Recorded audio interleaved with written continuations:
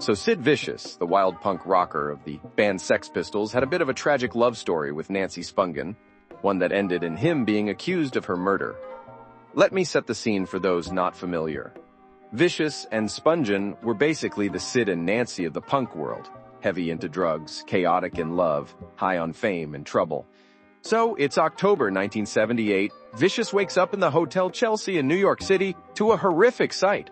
Nancy has been stabbed to death in their room. Now, I should tell you that the pair had moved into the hotel after Sid's stint in a mental hospital, mainly due to his out-of-control heroin habit.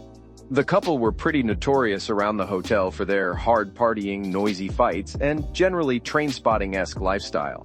Now, here's where things get intense. In pure shock and confusion over finding his girlfriend dead, Sid implies that he might have done it.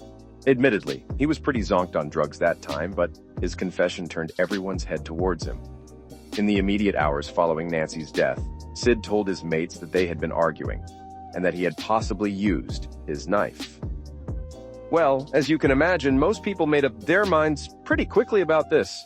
There were some who felt bad for Sid, given his mental state and drug problems, but there were many who thought the worst of him. Accused of murder and already in trouble with the law for assaulting Patti Smith's brother. The murder weapon? They found a knife under the couple's bed, a knife Vicious had bought. The missing money? Well, Nancy had been flashing cash around earlier. It all smelled fishy to a lot of people. So the cops bring Sid in for questioning, right?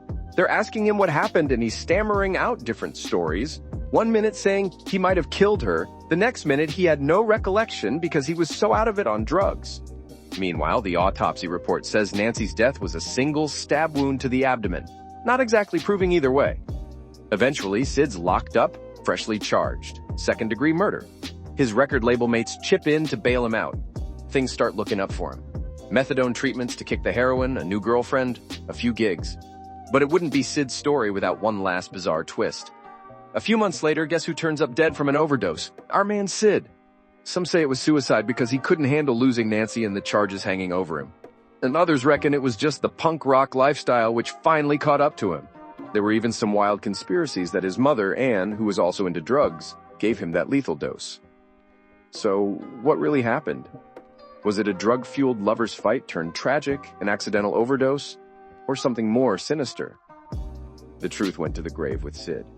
To this day, just as in life, Sid Vicious remains a figure shrouded in controversy and mystery and death. In the words of Sid himself, undermine their pompous authority, reject their moral standards, make anarchy and disorder your trademarks. He sure lived up to those words.